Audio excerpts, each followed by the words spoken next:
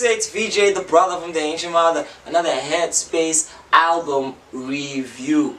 Once upon a time, a king emerged in the midst of South Africa's dusty township, clothed in colorful cash time regalia. He proclaimed himself the cash time king, and he proclaimed South Africa the Skanda Republic. The story of KO is something that we told in an earlier episode which questions his greatness. Member of Tear Gas, who pretty much held our souls and ears from the very first verse about running away with a kusheshe while drunk and being with a bitch and crashing the motherfucker and waking up and ending up in a wheelchair. And I feel like the irony in that metaphor is that through KO's artistic growth, through growing and become the general of Cash Time, assembling a team of MCs who rocked the country for a very significant period, bringing us a unique sound which was the Mdu-esque meets trap version of our red hue dusty South African atmosphere, and pretty much being this futurist Kwaito driven MC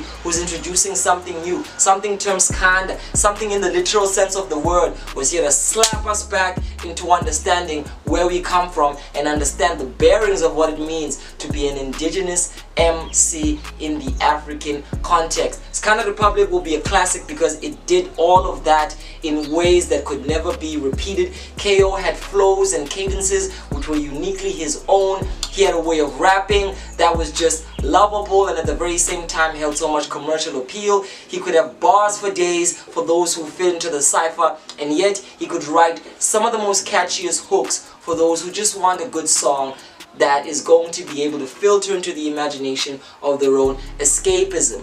After that, something very dire happened to KO. It seemed as if he could not take this unique style that he had created further. Was it because the sonic scope that produced it had moved away and the producers that helped him create the sound were no longer at bay for him to reach and access? Was it because he himself was starting to question whether or not Skanda would really slap in an era where it was becoming more syndicated and the younger generations were feeding more and more into this internationalist streak influenced by rappers like Aries and Nasty C?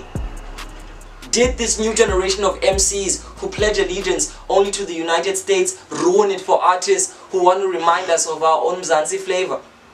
I don't know. But what KO did is that he responded by following the kids. He subjected his own royalty as the president of the Skanda Republic to following other nations. And I think that's the moment that the Skanda Republic truly died. So by the time he gave us these EPs, these two pieces, and all these various mixtapes, it was the nostalgia for the KO we knew, but it was trapped into a sound which was so foreign for what we love him for. SR3 did that, where he's rapping his ass off, but it's to an artistic palette that does not speak to who he is. SR3 for me is no different. It's a bloated, extended, more current version of KO, pretty much yet still subjecting himself to wherever the current direction of youth is going. The beats are something that are very much influenced by a generation of artists that are leading the pack right now. The 25Ks, the Maklera Dope Boys, the Blackies, and of course still holding at the helm the Aries and the Nasty Cs. We're in an interesting time where the question of how much vernac is filtered into trap, the accentuation of how you rap, whether or not you just fully become Americanized in your embodiment or you actually start to go back and look at what makes you a South African is important at all. Because the new class of artists really can be split up into two. Those who do want to return to something more decolonized and those who are simply moving with a colonized wind. KO started off as a decolonial MC, but now he's using a colonial artistic palette to try and tell us stories which were ours, and it doesn't fit. It's pretty much like trying to explain Iskasi in the context of a French world. It's pretty much like trying to become South African in the context of a European landscape. KO does not find ways to assimilate and take the best of these qualities and yet again create a sound. Emphasis on a sound. Because why do we love Skanda Republic 1? It not only had an MC who was bringing us a style, it had a sound that accompanied. So it was the perfect blend of a sonic scope which was telling the story and the MC who became the narrator of that. And now KO is a South African narrator trapped in a global world, a global landscape. And not even features from people like Msaki and Sjava, which are pretty much attractive and alluring. And playing into the piano stronghold with Sete, which is really the December track everybody in South Africa wants if they're an artist who are aiming for the mainstream pop relevance. But I'm here to say, this temporary hype, this window of having the song of the year, is something that time proves to be very ineffective. How many artists have had song of the year? Can somebody say Tizozo and Professor? Can somebody say Big Nas? Can somebody say a whole other bunch of rappers who might have held strong positions in a time where they were playing to the trend, but whose legacy has pretty much been defeated by the fact that they never understood how to tell their story beyond what is popular? And basically, when their sound died, they died. Is this what is happening to KO? Is the demise of the sonic scope of Skanda something that is murdering KO's relevance? Because I mean, damn, as an MC, this album pretty much has some of the most impressive bars KO has given us. He's still affirming what he's done historically, reminding us who he is. But can this nostalgia of greatness, can this in my time narrative still render KO a king and a chief in his own right? I say no. Because how can you be a king if you subject yourself to the whim of younger people who are still trying to determine their own path? What kings do is that they understand what makes them powerful, and they stay in that place and they grow from within it. KO sacrificed his place of power in order to try and jump in this time portal where he somehow remains forever young.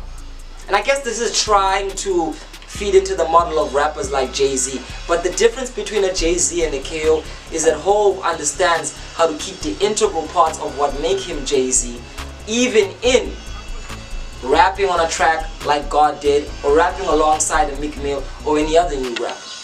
And the issue with KO is that the Skanda cadence and flow does not fit into the trap sonic scope. It wasn't born in that way. It was born to a sonic scope which basically was a revitalization of the past and a reminding us where we come from. I think the legend of KO has come to an end. I think he is part of a unique breed of MCs whose need for relevance has allowed them to feed into a capitalist-inspired trend flow that makes them unwittingly play to their weaknesses. Because if your weakness is being the king in the Skanda Republic, then how on earth do you succumb to the latest trap trends? Find ways to adapt that into the sound, into the scope that we know you for. And this is simply saying, find ways to continue telling your story and not just turn it into a product. SR3 does not do that. SR3 looms in the balance, and KO is yet another artist stuck in what I term artistic purgatory, artistic limbo.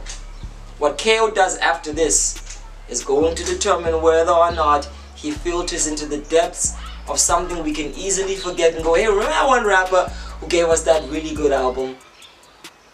Or can he tell a story which can live as long as the legacies of the Mdus, the Magesh, the Mawilis, and this era of artists who gave us an apologetic sense of who they were time after time after time? Because if there's anything we learn from history, is that those that eternally live on are those who are true to their story and who find ways of interpreting it unapologetically, even within a context of trend.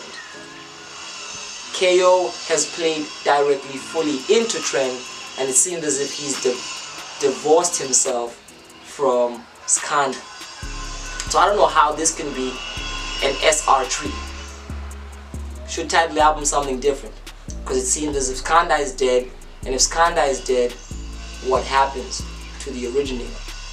I'm VJ, the brother from the ancient mother, here to remind all rappers that it's in thinking local that you're going to be able to appeal to the global world.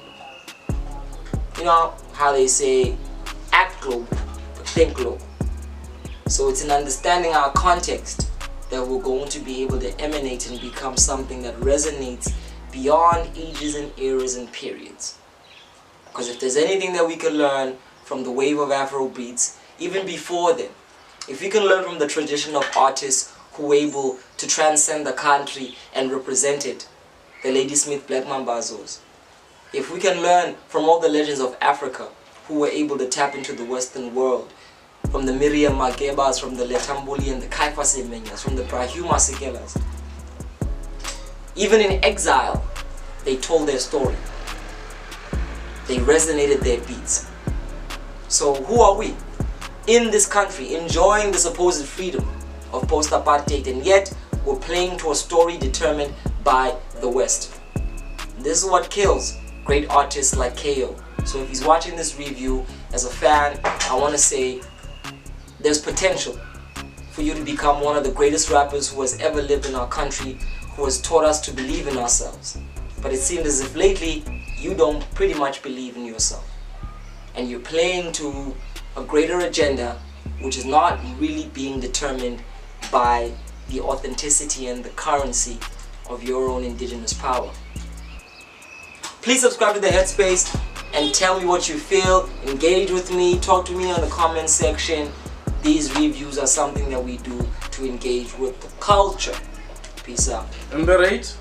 Oh my god. You know what? I like KO so much that my heart is hesitant. But this is a 5 out of 10. It's a 5 out of 10 because again, it's that midpoint. KO is in a place that is intermediary right now. And it's not a good look for a legend. So 5 out of 10, SR3. What happens now is the question.